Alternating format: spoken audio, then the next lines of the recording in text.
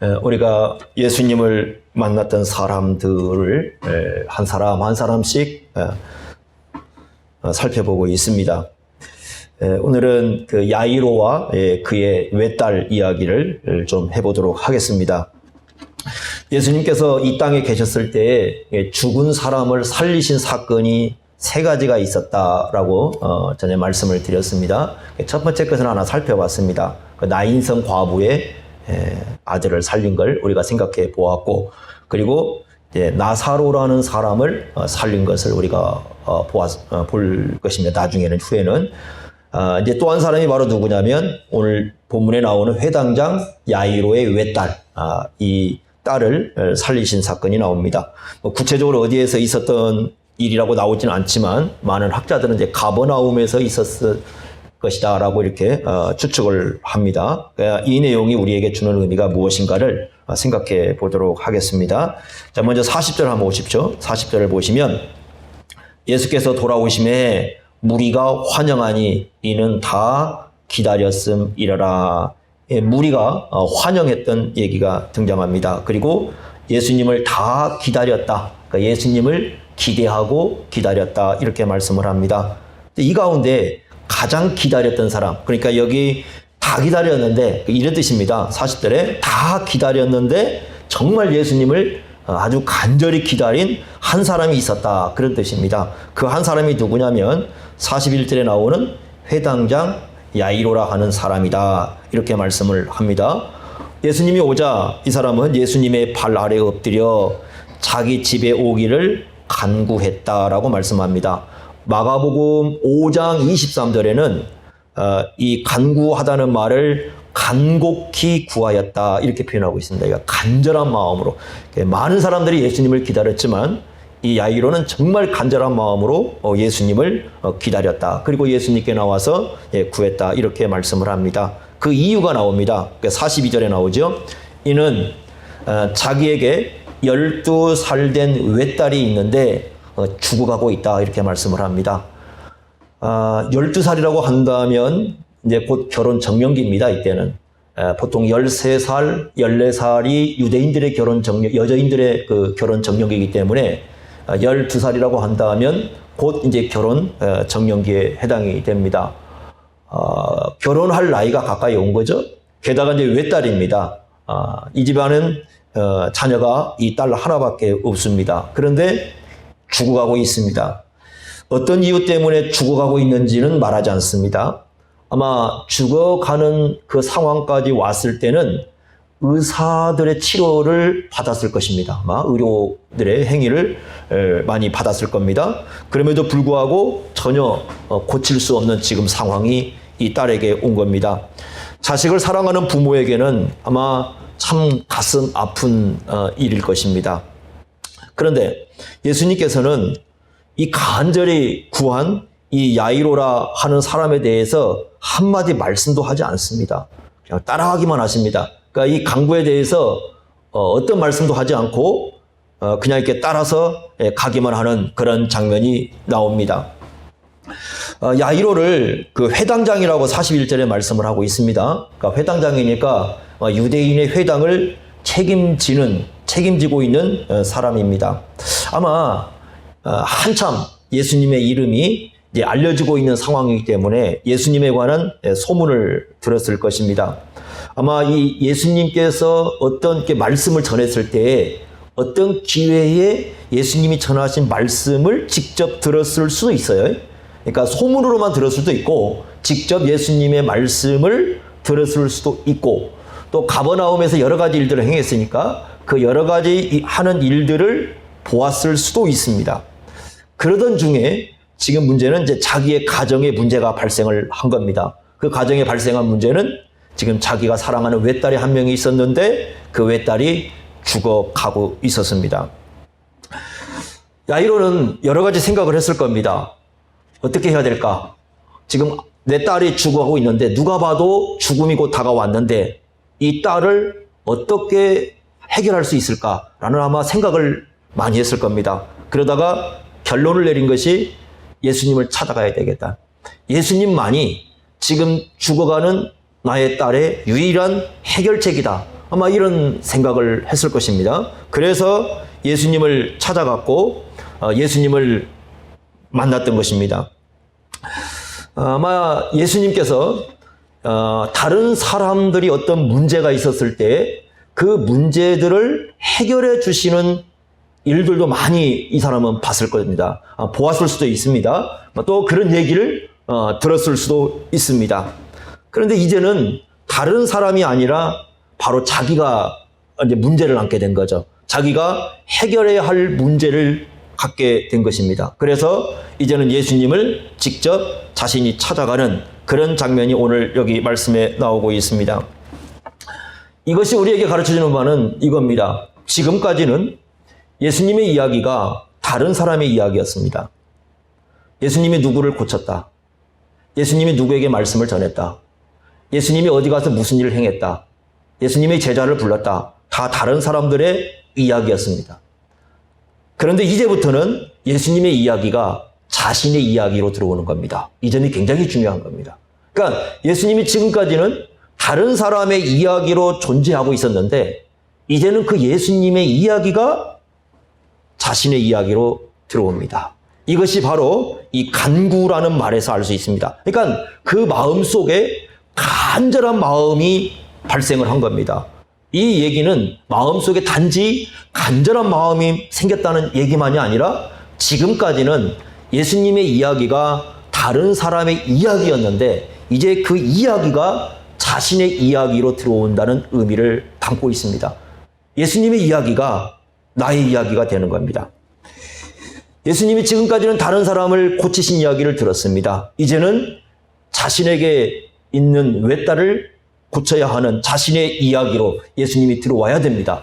이제는 예수님이 자신의 삶으로 와야 되고 예수님이 자신의 가정으로 들어와야 되고 이제는 예수님께서 자신의 외딸을 친히 찾아주셔야 하는 그런 상황이 된 겁니다. 그래서 이제는 저 객관적으로만 다른 사람의 이야기로만 들렸던 그 예수님의 이야기가 자신의 이야기로 들어오는 그런 사건이 바로 이 야이로의 사건입니다.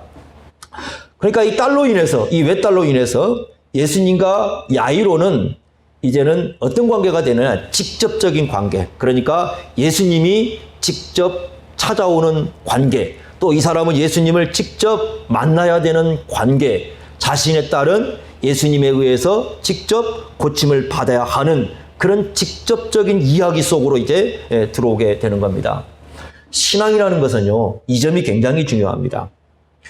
그러니까 신앙이라는 것의 가장 중요한 핵심 중은 하나는 그 출발점에서 예수님과 나와의 관계가 설정이 돼야 되는 거예요. 이게 설정되지 않으면 우리의 삶의 이야기는 예수님의 이야기가 될 수 없습니다. 그러니까 예수님이 우리는 교회를 오면 구주라는 얘기를 많이 듣습니다. 우리의 구원자야. 예수님이 우리를 죄에서 구원하고 사망에서 구원하고 우리의 모든 삶의 환경 속에서 우리를 구해줄 수 있는 분이다 라는 얘기를 교회에서 많이 듣습니다. 그런데 그것은 객관적인 겁니다. 중요한 건 뭐냐면 그분이 나의 구원자가 되어야 된다는 거죠. 이게 출발점인 거죠. 그러니까 예수님의 이야기가 그러니까 나의 구원자로 오기 전까지는 예수님은 남입니다.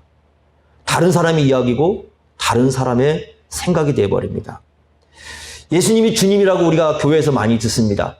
예수님이 주님이시요 우리의 주라고 많은 얘기를 듣습니다. 그런데 그 고백이 나의 주라는 고백으로 오지 않으면 예수님은 여전히 다른 사람의 이야기로만 존재합니다. 여러분, 우리가 성경을 갖고 있습니다. 예수 믿는 사람은 누구나 성경을 갖고 있습니다. 그런데 이 성경이 나에게 주시는 하나님의 말씀으로 오지 않으면, 나의 성경으로 오지 않으면 성경은 여전히 남의 얘기입니다.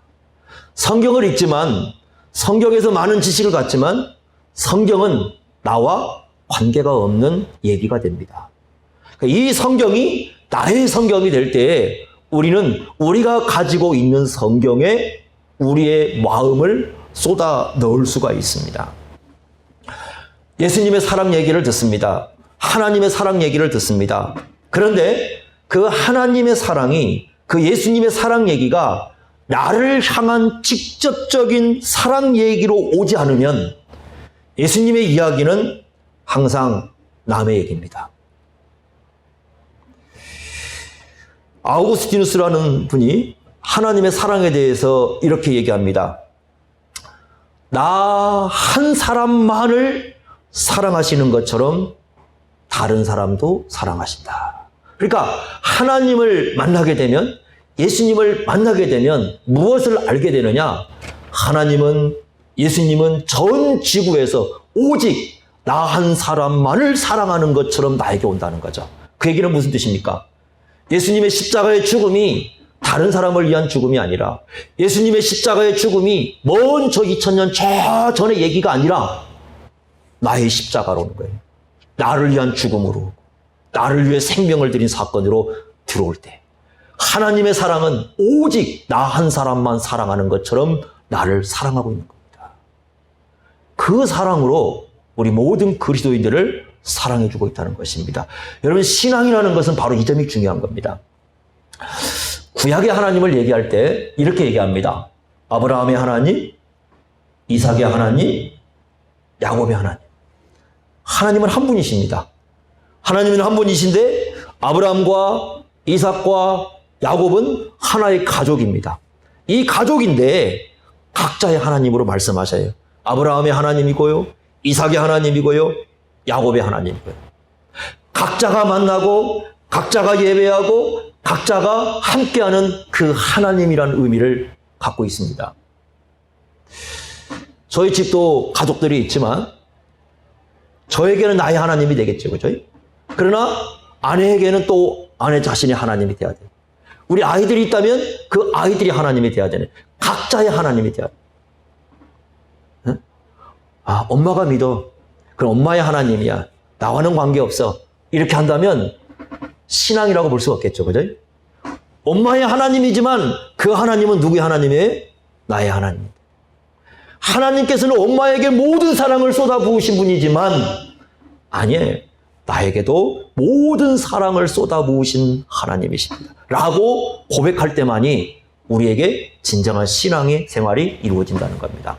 하나님이 저 멀리 객관적으로만 존재하고, 하나님이 남의 이야기로만 존재하고, 성경이 나와는 다른 그냥 하나의 책으로서만 집에 존재한다면 신앙생활이라는 건 할 수가 없습니다.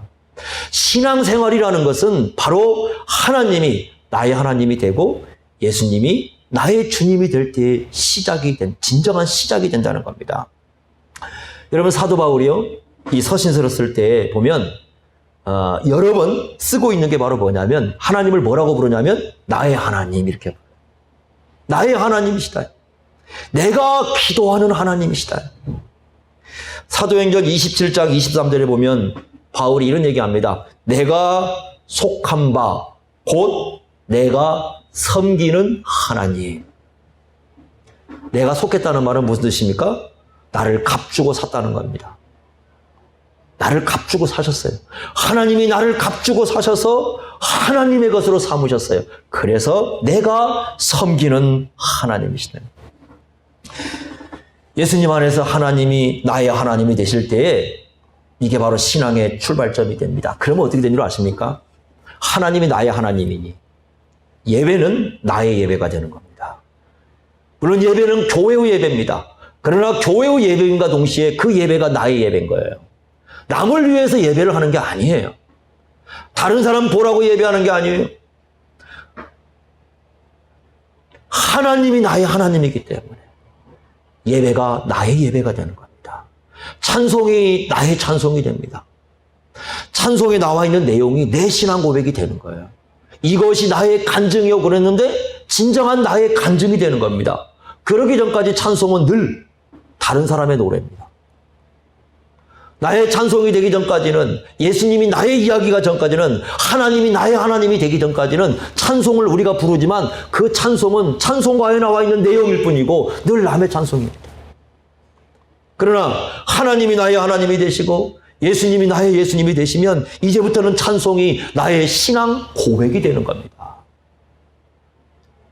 기도가요, 여러분, 이 야이로가 봤을 때 지금까지 다른 사람이 예수님께 간구하는 모습만 봤습니다. 근데 이제는 예수님이 나에게 다가와야 할 분이 되었을 때에 자기 마음속에 간절히 구하는 내용이 됩니다. 즉, 기도가 다른 사람의 기도가 아니라 누구의 기도가 됩니까? 나의 기도가 되는 겁니다. 내가 만나야 할 하나님이고 내가 교제해야 할 하나님이고, 그래서 그 하나님과 기도할 때 그 기도는 나의 기도가 됩니다. 봉사도 나의 섬김이 되는 거예요. 봉사도 나의 섬김이 되는 거예요. 여러분, 성경에서요, 이 여러 가지 얘기가 나오지만 성경에서 우리에게 중요하게 그 얘기하고 있는 게 뭐냐면 맛이라는 겁니다. 맛. 이 맛이라는 게 나와요. 시편 34편 8절에 이렇게 말씀했습니다. 여호와의 선하심을 맛보아 알지어다. 맛을 봐야 돼. 하나님이 얼마나 선하신 분인지 우리가 맛봐야 돼. 그게 신앙입니다. 그러니까 신앙은 뭐냐예요? 맛보는 겁니다. 시편 119편 103절에 이렇게 말씀했습니다. 주의 말씀의 맛이 내게 어찌 그리 단지요. 내 입의 꿀보다 더 단이다. 주의 말씀이 맛이 되는 거죠. 내게 맛이 있는 거죠. 하나님의 말씀이 내게 맛이 되니까 이 말씀이 내게는 꿀보다 더 달콤한 말씀으로 오는 겁니다. 그러니까 맛을 우리가 봐야 된다는 거죠. 베드로전서 2장 3절에도 이렇게 말씀했습니다. 너희가 2절에 보면 하나님의 말씀을 사모하라 이렇게 말씀하시면서 뭐라고 하냐면 주의 인자하심을 맛보았으면 그리하라. 하나님의 사랑을 맛보았느냐? 그러면 하나님의 말씀을 너희들이 사모하라. 왜? 나를 사랑하시는 분이 나에게 준 편지이기 때문입니다. 여러분, 하나님의 사랑을 맛보지 않으면요, 성경은 여전히 남의 말이에요. 우리가 가지고 있는 성경이 나에게 주시는 사랑의 편지를 오려면 어떻게 해야 되느냐? 하나님의 사랑을 맛봐야 됩니다. 맛본다는 건 굉장히 중요한 겁니다. 누가복음 14장 24절에 예수님께서 이렇게 말씀하셨어요. 내 잔치를 맛보지 못할 사람이 있다. 그래서 우리가 장차 저 하나님 나라에 가면 하늘잔치가 벌어지는데 그 하늘잔치에서 예수님께서 우리에게 베풀어 주신 그 식사에 참여해서 맛보는 걸 얘기를 합니다. 그죠? 그런데 성경을 보면 성찬식을 뭐라고 불러요? 바로 그 하나님 나라의 잔치의 맛보기인 겁니다. 성찬식은 하늘잔치, 즉 예수님께서 베풀어 주시는 잔치의 맛을 보는 겁니다. 그래서 우리는 늘 이 하나님의 말씀도 맛을 봐야 되고 하나님의 사랑도 우리가 맛을 봐야 되고 성찬을 통해서 하나님 잔치가 무엇인가도 맛을 봐야 됩니다. 여러분, 길거리 가면 막 그 광고판에 엄청나게 맛있는 음식들 쫙 이렇게 붙여놨잖아요. 그죠? 그거 보고 있으면 배부릅니까? 그거 쳐다보고 있으면 저게 막 와 나에게 막 충족감을 줍니까? 아니죠. 어떻게 해야 됩니까? 떡볶이 하나라도 어떻게 해봐야 돼요? 먹어봐야죠. 먹는다는 건 뭐예요? 맛을 느끼는 겁니다. 떡볶이 하나라도 먹어야 내게 이 몸에 피로를 충족해 주는 거예요. 그러니까 맛본다는 건 뭐냐면 내 거화 시키는 거예요. 자신 거화 만드는 거예요. 성경에 아무리 우리가 하나님께서 주신 그런 정말 엄청난 진리가 있다고 해도 우리가 그것을 캐지 않으면, 그것을 맛보지 않으면 성경은 평생 동안 나에게 아무런 의미가 없습니다. 우리의 눈이 가야 되고요. 우리의 손이 가야 되고요. 우리 스스로가 나에게 주신 말씀으로 읽어가면서 이 말씀을 내꺼화시켜야 돼요.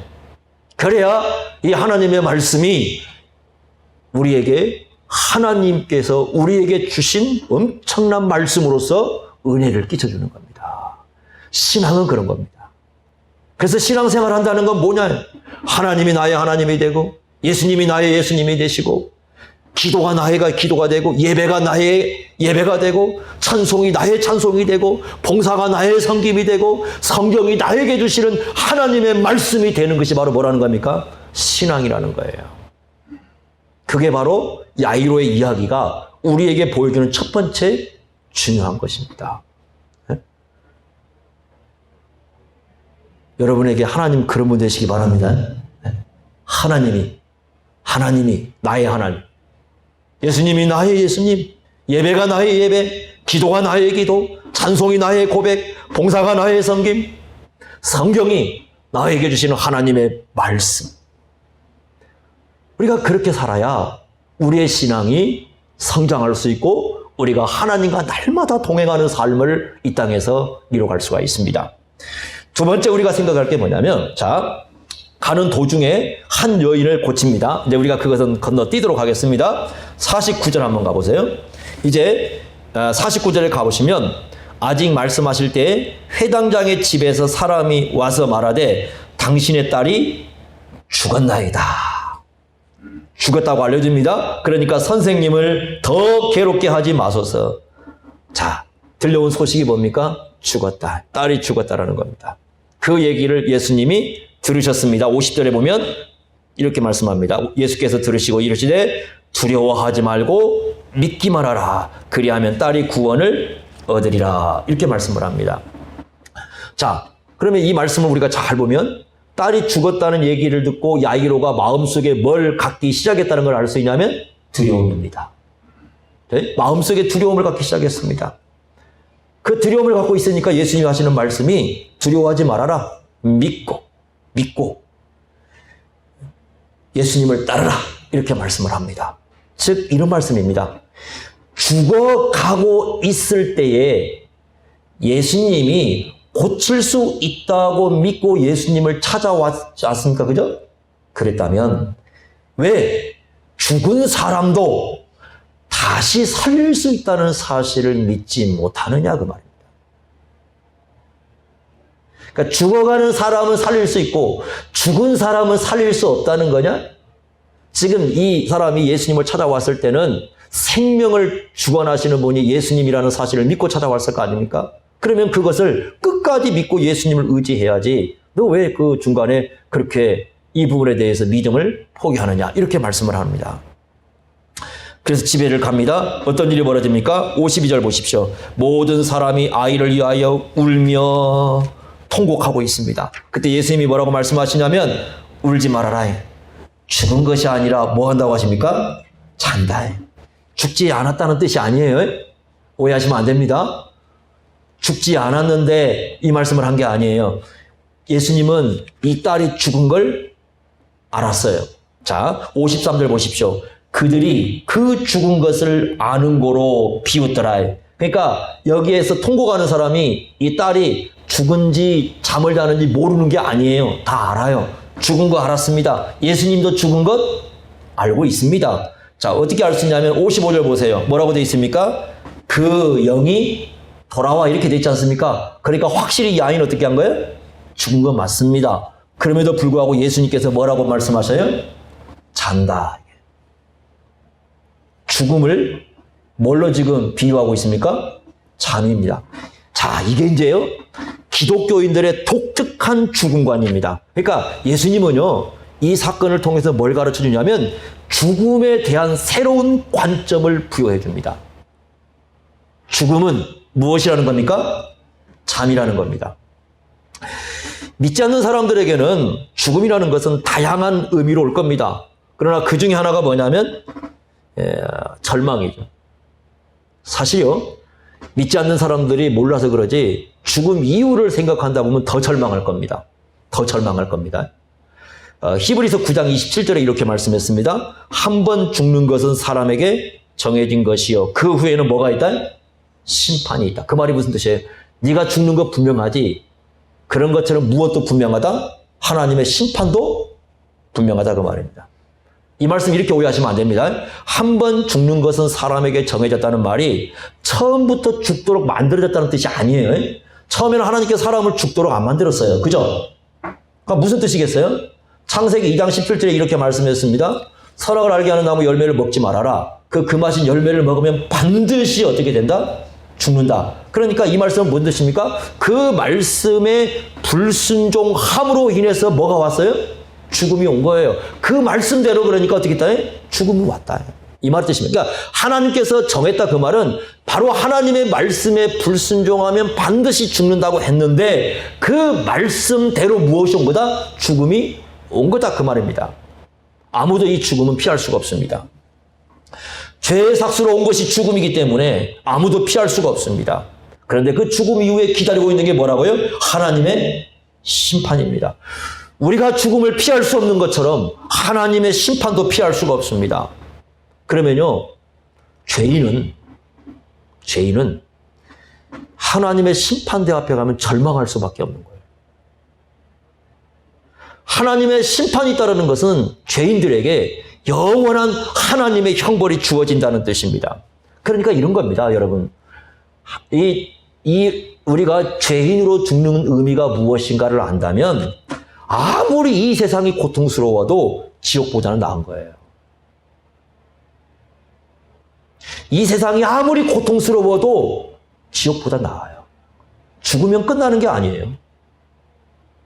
죽음 이후에 기다린 건 하나님의 영원한 심판이고 그 영원한 심판 뒤에는 하나님의 두려운 형벌이 존재하기 때문에 차라리 세상이 고통스러워도 세상이 나은 거예요. 예수 안 믿을 때는. 그러면 예수님께서 이런 죽음에 대해서 우리 예수 믿는 사람들의 죽음에 대해서 잔다라는 표현을 쓰신 의미가 무엇일까?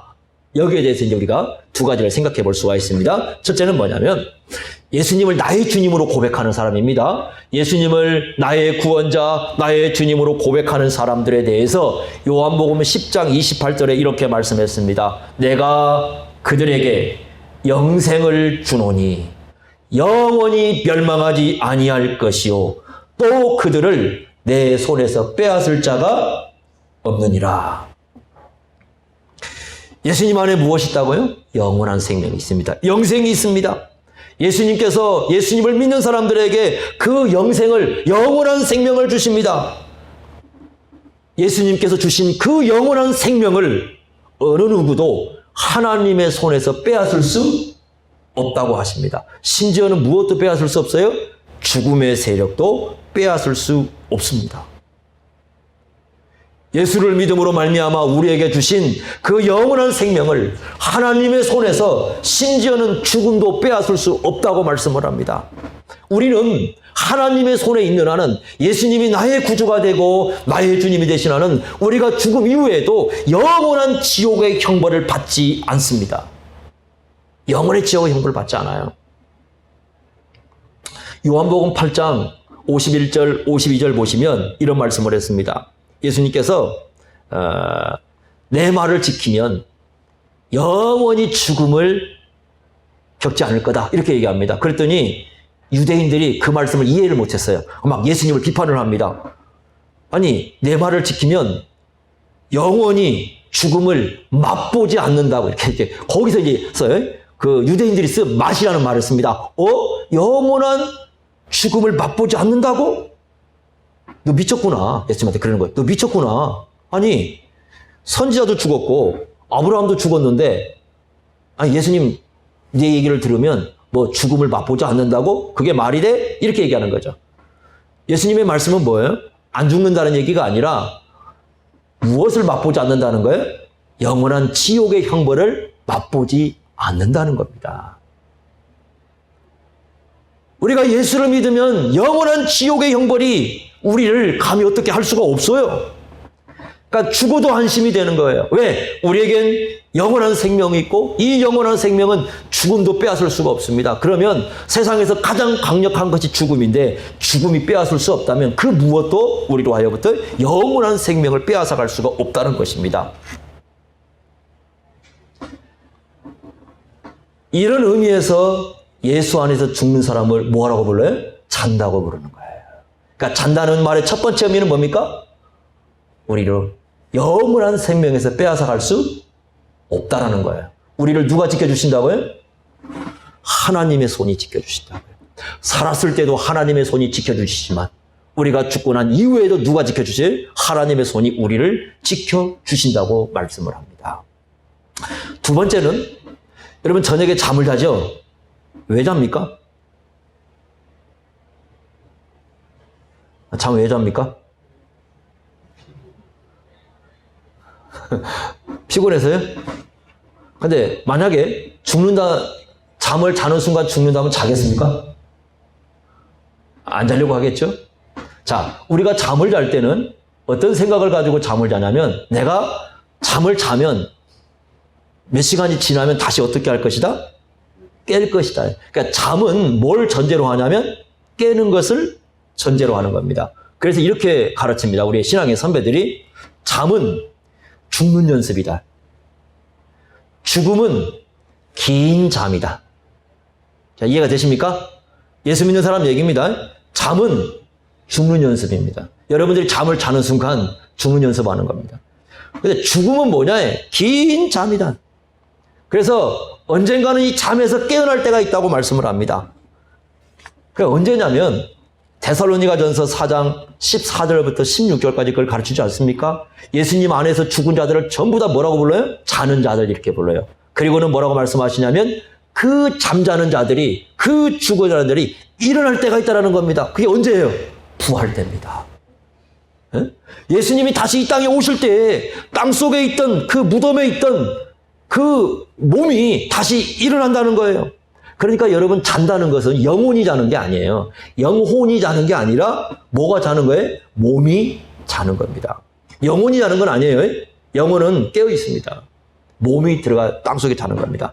그때 하늘에서 큰 나팔 소리가 들릴 것이고 예수님이 다시 오실 것이고 그러면 이 땅속에 있던 우리 몸이 다시 살아나서 썩지 않는 몸을 가지고 영혼과 하나가 되어서 이제 예수 그리스도와 함께 영원히 살 것이라고 우리에게 말씀해 주십니다. 그래서 우리 그리스도인들이 죽으면 어떻게 됩니까? 우리의 영혼은 죽음과 즉시 어디 가요? 예수님이 계신 하늘로 가는 거죠. 그죠? 근데 여러분 그 하늘은요 죄가 있을 수가 없어요. 그죠? 그러니까 어떻게 된 줄 아십니까? 죽음과 즉시 우리의 영혼은 완전히 죄가 없는 상태가 돼요. 성경에 보면 그래서 저 하늘에는 의인의 영만 있다고 말씀합니다. 그러니까 죽기 전까지도 우리가 죄 지을 수 있어요. 그죠? 이러면 죽기 전까지 저 미운 놈 있을 수 있죠. 그죠? 미운 사람 있어가지고 그냥 정말 원수 같은 사람 끝까지 내가 미워할 거야. 그럴 수 있잖아요. 그럼 언제 그게 바로 없어져 버려요? 죽으면 이제 없어져요. 왜냐하면 미움은 성경에 의하면 내적인 살인이기 때문에 그것이 이제 죽음과 동시에 그런 게 다 사라져. 깨끗한 영혼으로 우리가 죽습니다. 몸은 어디로 가요? 몸은 땅으로 가는 거예요. 몸은 땅으로 갑니다. 땅으로 가면 우리가 무덤 속으로 들어가겠죠? 그래서 여러분들 이제 우리가 몸이 들어가는 땅이니까 땅이 뭐가 되느냐? 우리의 침대가 되고 우리의 이부자리가 되는 겁니다. 왜요? 성경에 뭐라고 비유했으니까? 잠이라고 비유했으니까. 그러니까 몸이 잠자로 들어가는 거예요. 땅 속에. 그죠? 그러다가 언제예요?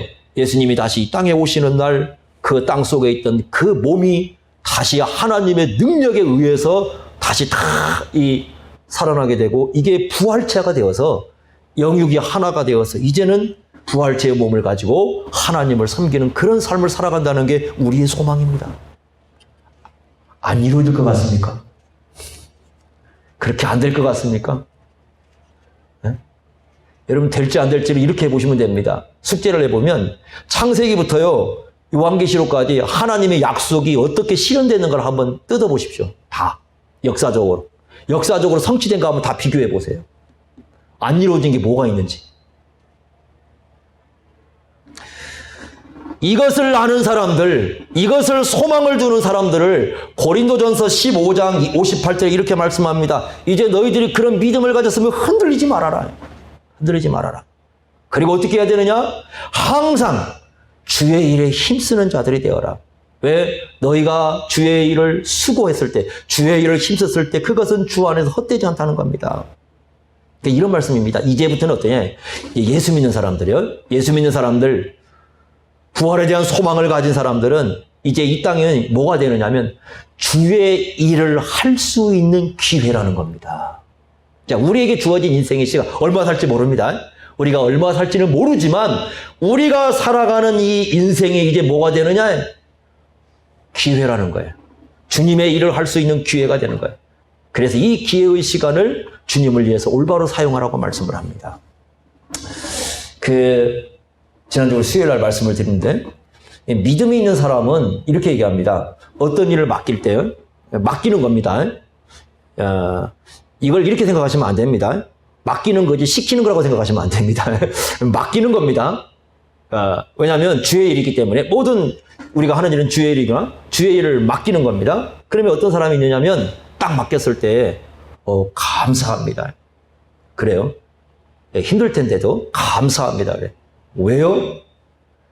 저에게 이런 일을 할 수 있는 기회를 주셨어. 그런 얘기 많이 들어요. 이건 이제 믿음이 있는 사람 얘기죠. 나에게 이런 기회를 주셔서 감사합니다. 힘들겠죠. 그렇지만 감사합니다. 어떤 사람이냐면 이분에게는 맡기는 게 아니라 시키는 거죠. 그러니까 시킬 때는 뭐라 그래? 이제 불평이 나오는 거죠. 왜 나에게 시켜? 아니 왜 나한테 시켜 이걸? 할 사람들 많은데 저 사람도 있고 저 사람도 있는데 왜 하필 이걸 나한테 시켜? 이렇게 얘기 나오는 거죠. 자, 일은 시키는 거라고요? 맡기는 거라고요? 여러분 일은 시키는 거예요? 맡기는 거예요? 예? 성경에는 일을 시킨다고 그랬어요? 맡긴다고 그랬어요? 전부 다 일은 맡기는 겁니다. 뭐라고요? 시키는 게 아니고 뭐라고요? 맡기는 겁니다. 맡기는데 둘 중에 하나죠. 이걸 내가 맡았다고 나오면 감사합니다. 하나님께서 기회를 주셨네. 이렇게 나오는데 맡긴 걸 뭘로 들으면요? 시키는 걸로 들으면 어떻게 돼요? 아니 하고 많은 사람 중에 왜 나한테 시켜? 이렇게 됩니다. 우리의 신앙이 이상하게 되죠. 그죠? 그런데 여러분 맡기시는 겁니다. 주님께서. 이 인생의 기회 속에, 그러니까 우리에게 주어진 이 기회 속에 이걸 맡겨요. 맡길 때는 그냥 맡기는 게 아니에요. 하나님께서 우리에게 맡길 때는요, 거기에 하나를 담습니다. 물론 예수를 믿을 때 은혜를 주신 거예요. 그죠? 예수를 믿을 때 복 받은 겁니다. 그런데 하나님께서 맡기실 때는 거기에 은혜를 주시겠다는 뜻이 있습니다. 거기에 하나님께서 복을 주시겠다는 뜻이 있어요. 내가 은혜를 주겠다는 뜻이 있어요. 그러면 그걸 맡았을 때는 당장 여러분들 이거 생각하셔야 됩니다. 당장 그 하나님의 은혜가 우리에게 깨달아지도록 오지는 않을 수도 있어요. 그런 일이 많습니다. 그런데 먼 시간에 돌이켜보면은 내가 그 일을 맡았을 때 하나님께서 우리에게 주실 은혜가 있다는 것을 깨닫게 됩니다. 그래서 오히려 시간이 흘러가면 어떻게 되냐면 그걸 맡은 것을 감사하게 돼요. 물론 그 당시에는 그것도 감사하지만 시간이 흘러가면서 더 깨달아요. 그게 정말 하나님께서 내가 이 일을 맡기를 참 잘했구나. 그 일을 통해서 하나님께서 나에게 주신 은혜가 있구나. 그걸 깨닫게 됩니다. 그런데요, 맡아야 할 때에 맡지를 않게 되고 이걸 시키는 거라고 생각하고 이걸 거부하게 되면 어떻게 되느냐? 그 후에 주어질 은혜도 잃어버리는 거죠. 구원을 잃어버린 건 아닙니다. 그러나 하나님께서 구원 이후에 우리의 삶에, 우리의 영혼 속에, 우리가 살아가는 모든 과정에 주실 은혜도 사실은 이럴 때가 많습니다. 이걸 우리가 깨달아야 됩니다. 그래서 우리 주님 다시 오실 때까지 우리가 이 몸이 어디로 갈 때 잠자러 갈 때까지, 그죠? 잠자러 갈 때까지 우리는 그 삶의 기회 시간에 정말 주님께서 우리에게 맡기신 것이 무엇인지를 깨닫고 우리가 그 일을 신실하게 감당해야 된다. 고린도서 15장 58절에 이런 말씀을 하고 있는 겁니다. 그러니까 우리의 그 죽음의 의미가 무엇인가를 안다면 이런 삶을 살아간다는 거예요. 분명히 야이로와 그의 외딸은 하나님께서 다시 자신의 삶의 기회를 주셨음을 깨닫고 이렇게 주님을 향해서 삶을 살았을 거예요. 말씀드리지만 만약에 이 사람들이 나중에 삶이 엉망이었다면 기록했겠어요? 안 했겠어요? 안 한다니까. 기록을 안 한다니까요. 엉망인 것은 기록을 안 해요. 예를 들면 여러분들 먼 훗날 만약 이 사람이 신앙생활 했다가 시작했다가 나중에 예수님 버리고 예수님 그냥 나는 몰라라 하고 예수님을 배반하고 갔다고 생각해 보세요. 그러면 나중에 기독교 신학 위인전을 쓸 때 이 사람 쓰겠어요? 안 쓰겠어요? 안 쓰죠. 뭐하러 이 사람을 쓰겠습니까? 그러니까 끝까지 이 사람은 주님을 신뢰하고 살았기 때문에 이런 내용들을 여기에 기록을 해 놓은 겁니다. 기억하십시오.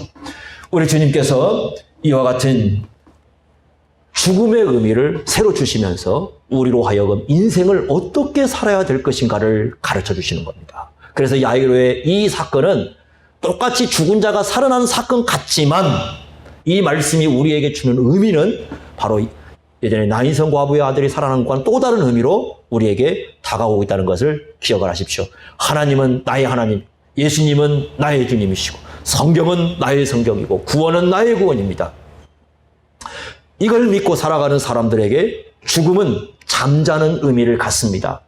우리의 죽음이 잠이라는 의미가 무엇인가를 깨닫는, 즉 우리를 이 영원한 생명을 어느 누구도 빼앗을 수 없을 뿐만 아니라 우리가 장차 부활한다는 소망을 우리 마음속에 믿음으로 확실히 갖는다면 이 땅에 살아가는 삶을 기회라 생각하고 우리가 주님 나라를 위하여 우리의 삶을 드리게 될 것입니다. 이러한 삶이 저와 여러분들에게 있어서 우리의 생을 주님 앞에서 헛되이 않도록 여러분 사용할 수 있는 그런 삶이 되시기를 바랍니다. 기도하겠습니다.